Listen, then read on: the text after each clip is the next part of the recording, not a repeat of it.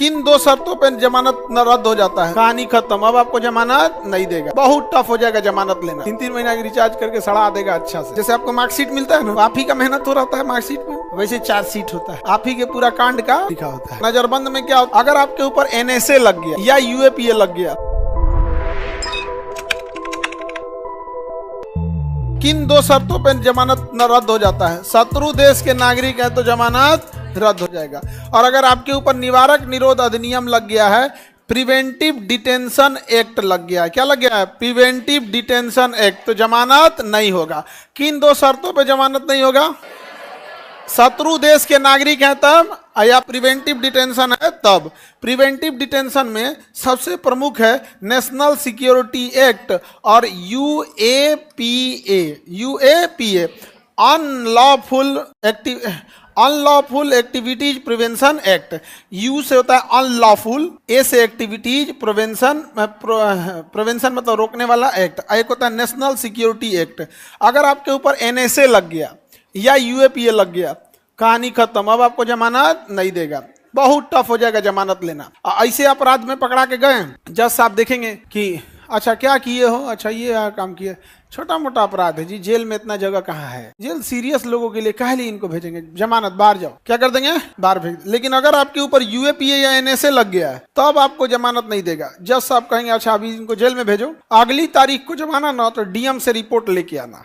तो DM लिख के देंगे कि इसका छोड़ना उचित है कि नहीं, इनको मत छोड़िए नहीं तो लॉ एंड ऑर्डर खराब कर देगा, तब आपको अंदर रख देगा। तो सबसे ज्यादा दिन तक जेल में रखा जा सकता है UAPA द्वारा।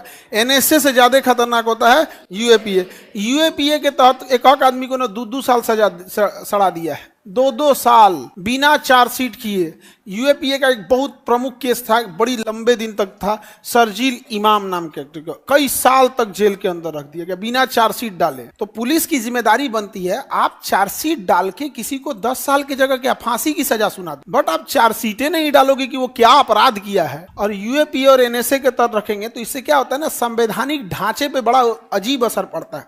फिर वो व्यक्ति यह बात समझाने में सफल हो जाता है कि देखो हम अपराधी नहीं हैं, सरकार ने हमें जानबूझ के फंसाया है, और अगर अपराधी है कोई भी आप उसको चार्जशीट करो, उसकी सजा बताओ और जज साहब को दे दो कि ये गलती किया है। पुलिस जो आपके गलतियों का लिस्ट बनाती है उसी को कहते हैं चार्जशीट। जैसे आपको मार्कशीट मिलता है ना, वो आप ही का मेहनत हो रहा है मार्कशीट में, वैसे चार्जशीट होता है, आप ही के पूरा कांड का उस चार्जशीट पे लिखा होता है। तो चार्जशीट हो गया तो कहानी खत्म। लेकिन चार्जशीट के बगैर भी UAPA और NSA में रखा जा सकता है। अब जैसे हमको NSA में डाल दिया तो हो गया 3 महीना का फुर्सत, 3 महीना तक कुछ नहीं सुनेगा।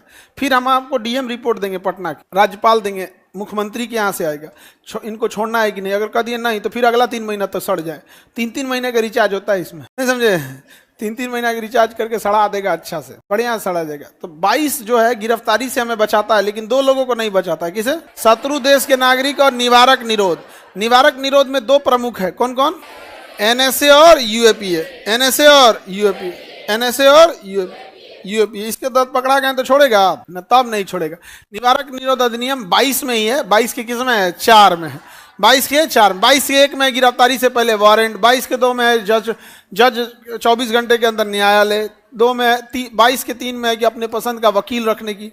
अब 22-4 में कहा कुछ नहीं देंगे, निवारक निरोध अधिनियम लग गया, आपको कुछ भी नहीं दिया जाएगा। यहाँ पे समझ में आ रहा है कि नहीं? निवारक निरोध अधिनियम के तहत गिरफ्तार व्यक्ति को कितने महीने तक अधिग्रहण, या तो बंधक बना देगा या तो नजरबंद कर देगा। नजरबंद में क्या होता है कि कोई पुलिस ले जाके अपने किसी बंगला में रख देगा, समझ में आ गया? उसी को क्या कहेंगे? नजरबंद। क्या कर देगा? नजरबंद कर देगा। जैसे हमको उठाएगा और ले जाके बेगूसराय के कोनो घर में, सरकारी आवास में, सरकारी हॉस्पिटल में, चाहे पागल खाना में, चाहे कहीं ऑपरेशन थिएटर में बंद कर देगा जा, और चारों ओर से केवाड़ी बंद कर देगा, 4 को पुलिस का जवान उतार देगा, 5 को BMP का।